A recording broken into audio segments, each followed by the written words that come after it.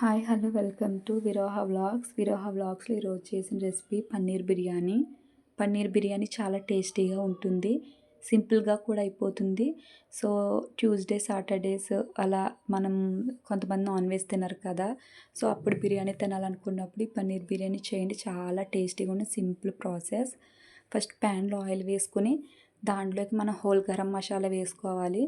Whole garam masala వేసుకొని దాన్ని మంచిగా ఫ్రై చేద్దాం. ఫ్రై చేసిన తర్వాత దాంట్లోకి మనం పుదీనా కొత్తిమీర తరిగి దాంట్లో వేసేసుకుందాం. సో ఆయిల్ వేసిన వెంటనే ఎందుకు వేస్తున్నానంటే ఈ ఫ్లేవర్స్ అన్నీ ఆయిల్లోకి వెళ్ళి బిర్యానీ రైస్కి మంచి టేస్ట్ వస్తుంది కాబట్టి. సో దీన్ని మంచిగా బాగా ఫ్రై అవనిచ్చిన తర్వాత 4 ఆనియన్స్ మనం సన్నగా కట్ చేసుకొని దాంట్లో వేసుకుందాం. ఆనియన్స్ కొంచెం ఎక్కువ వేసుకుంటే మనకి మసాలా గ్రేవీ అనేది బిర్యానీకి ఎక్కువ వస్తుంది. సో సన్నగా తరిగి మంచిగా వేసుకొని బాగా ఫ్రై చేయాలి. ఇప్పుడు ఒక 4 పచ్చిమిర్చి తీసుకొని మధ్యగా కట్ చేసుకొని కూడా దాంట్లో వేసేసుకుందాం. సో అలా వేసుకుని రెండు మంచిగా కలుపుకున్న తర్వాత ఇవి బ్రౌన్ షేడ్ అనేది రావాలి. సో అప్పటి వరకు మనం మంచిగా ఫ్రై చేసుకోవాలి. సో అలా ఫ్రై చేసుకున్న తర్వాత ఈలోపు నేను పన్నీర్ పీసెస్ని కట్ చేసుకుని పెట్టేసుకున్నాను. సో మంచిగా బ్రౌన్ షేడ్ వచ్చింది కదా, ఇప్పుడు దాంట్లోకి పసుపు ఒక హాఫ్ స్పూన్ పసుపు వేసుకుని 3 టేబుల్ స్పూన్స్ కారం వేసుకుంటున్నాను. స్పైసీగా కావాలనుకున్న వాళ్ళు 3 టేబుల్ స్పూన్స్ వేసుకోండి. తక్కువగా తినే వాళ్ళు ఏంటంటే 2 వేసుకోండి సరిపోతుంది.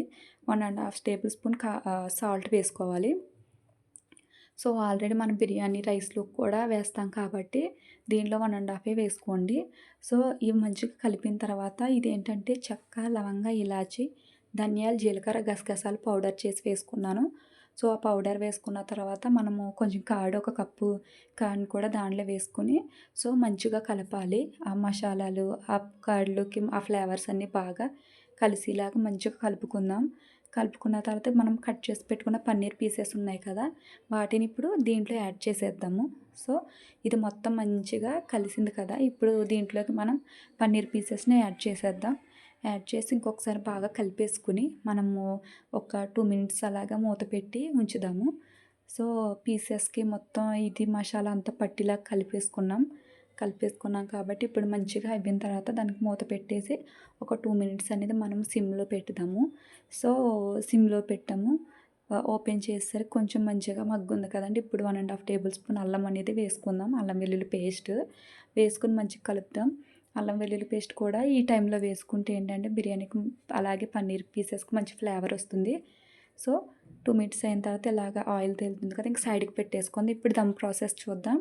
ఒక దాంట్లోకి వాటర్ తీసుకుని సగం వాటర్ తీసుకుని దాంట్లోకి whole garam masala and half lemon cut చేసి వేసుకుందాం. అలాగే సాల్ట్ ఏంటంటే కొంచెం ఎక్కువ వేసుకోవాలి, ఎందుకంటే వాటర్ మొత్తం ఉప్పేస్తాం కాబట్టి రైస్కి పట్టాలి కాబట్టి. సో సాల్ట్ వేసుకున్న తర్వాత కొంచెం ఒక హాఫ్ టేబుల్ స్పూన్ ఆయిల్ వేసుకుందాం, ఎందుకంటే అన్నం దగ్గరగా కాకుండా పొడి పొడిగా మంచిగా వస్తుంది. సో బాగా మరిగినాయండి వాటర్. ఇప్పుడు మనము హాఫ్ అన్ అవర్ నానబెట్టుకుని కడిగిన రైస్ని, బాస్మతి రైస్ని దాంట్లో వేసేద్దాం. సో వేసేసి ఒకసారి తిప్పేసి మనము మూత పెట్టేద్దాం. అది ఒక 10 నిమిషాలు అయ్యేసరికి మంచిగా మరిగిపోతుంది, 75% ఉడికిపోతుంది. సో మూత పెట్టేసాము.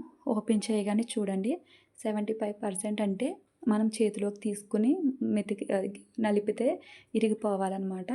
ఇది రెడీ అయినట్టే. ఇంకా మనము ఒక కప్పు వాటర్ అనేది సపరేట్గా ఈ వాటర్ తీసేసుకొని మిగిలిన వంపేద్దాం.